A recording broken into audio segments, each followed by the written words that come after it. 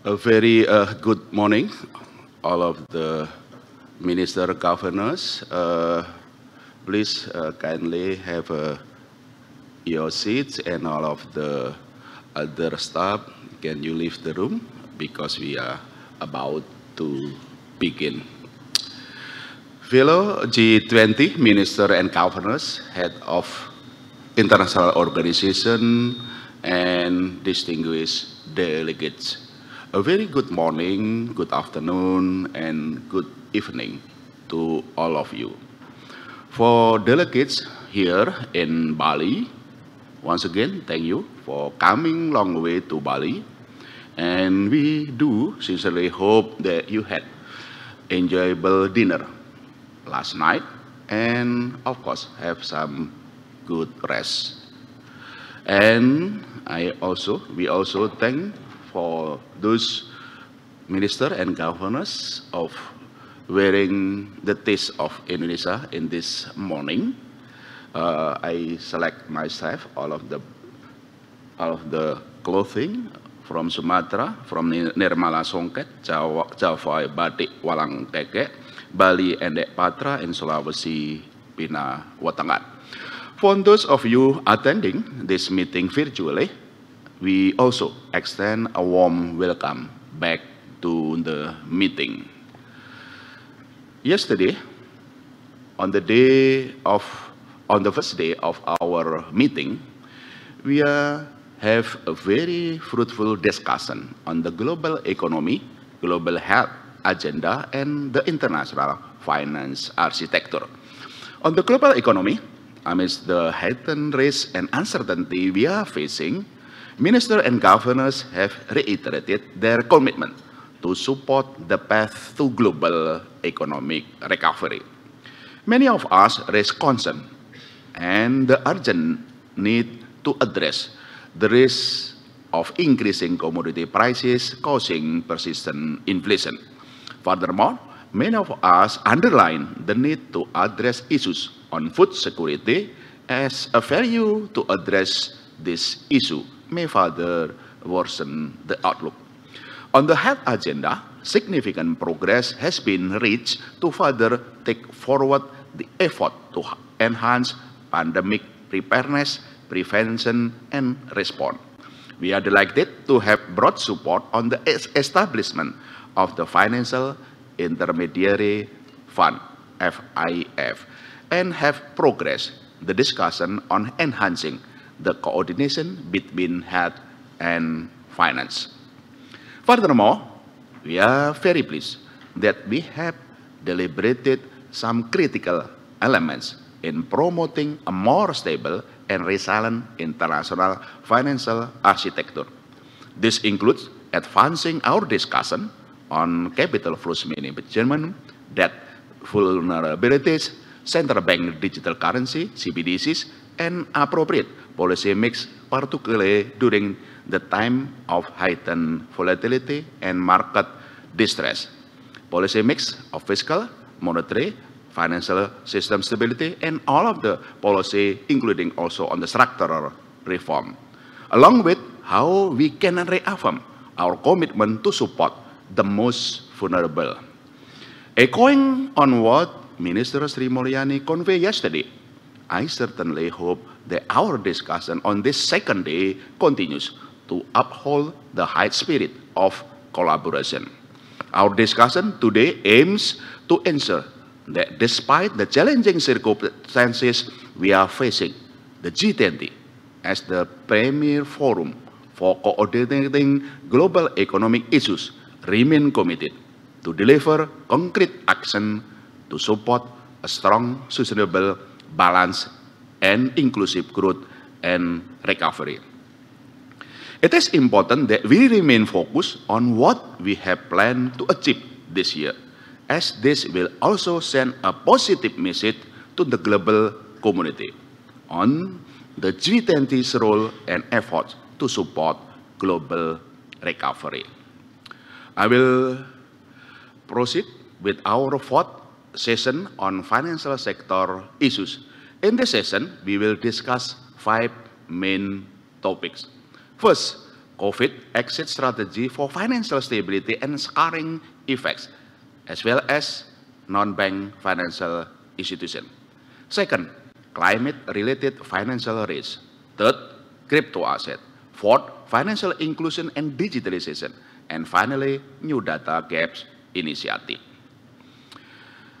On the exit strategy for financial stability and scarring effects, as a part of our effort to address the negative impact of the COVID-19 pandemic, the FSB, Financial Supervisory Board, continue to coordinate internationally in addressing financial regulatory and supervisory issues through COVID-19 response measure and monitor development to support global recovery and maintain financial stability. As mandated by the Finance Minister Central Bank Governors in February 2022, the FSB, Financial Supervisory Board, has delivered an interim report on COVID-19 exit strategies and scarring effects in the financial sector, which outlines effective practices and provides policy recommendation on exit strategies and scarring effects in the financial sector to achieve even sustainable and inclusive recovery. In this vein, we would like to hear your views on critical challenges of exit strategy and avoiding scarring in the financial sector, which need to be taken into consideration in the report, with the aim for the report to be delivered to the G20 summit. In addition, we would like to hear your views on other priorities program in the FSB, in particular on addressing vulnerabilities in non-bank financial institutions and BFI. On climate-related financial risk, back in July 2021, the FSB published a comprehensive roadmap to address climate-related financial risk. Today, 1 year after its implementation, the FSB has delivered a progress report on the implementation of the roadmap, which focus on the 4 building blocks, namely disclosure, data, vulnerability analysis, and regulatory and supervisory approaches. To further enhance this work, we would like to seek your guidance on the remaining key areas to accelerate the progress in implementing the FSB roadmap for addressing financial risk from climate change. On crypto asset market, the FSB delivered an updated assessment of risk from crypto asset. This report underlined a potential threat to global financial stability due to their scale, structural vulnerabilities, and increasing interconnectedness with the traditional financial system. The FSB continue to promote effective implementation of its high-level recommendation for regulation, supervision, and oversight of global stablecoin arrangement. In addition, the FSB has identified key regulatory and policy implications from the development of crypto asset market, including stablecoin market. Furthermore, recent development in crypto asset market also urge FSB to continue to build public awareness of risk associated with crypto asset. Against this background, your views on pricing issue from recent crypto asset market development, as well as strategies to promote consistent regulatory and supervisory approaches to crypto asset activities, will be substantial as a part of safeguarding global financial stability. On the financial inclusion agenda, accelerating micro, small, and medium enterprises access to finance through digital finance services would promote inclusive recovery and sustainability growth. This include economic and financial inclusion for SME, women, and youth.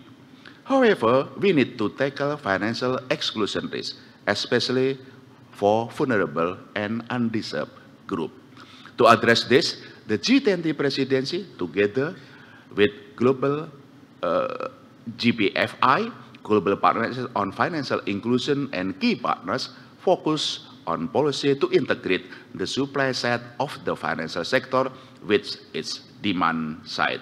The discussion aims to formulate a framework to promote economic and financial inclusion for MSMEs, women, and youth by harnessing the benefits of digitalization and taking into account the balance between innovation and risk.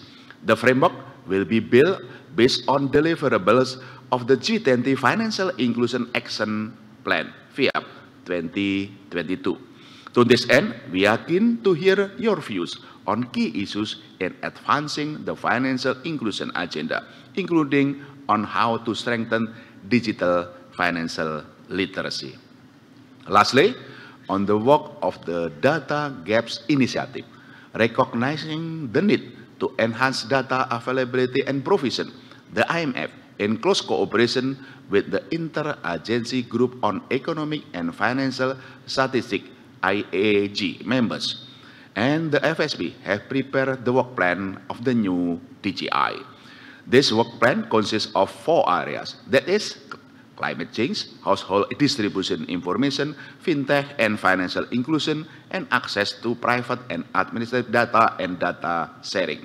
In this opportunity, we would like to get your views on how we move forward with the work plan. To start our discussion, I would like to invite the lead speaker from the FSB, BIS, Germany, Saudi Arabia, UK, and India. In the interest of time, please be mindful of the allocated time. Each lead speaker will have 3 minutes per institution. Later, for the intervention from other delegates and invitees, the allocated time will be 2 minutes for each institution. For the first speaker, we have the FSB. Class, the floor is yours.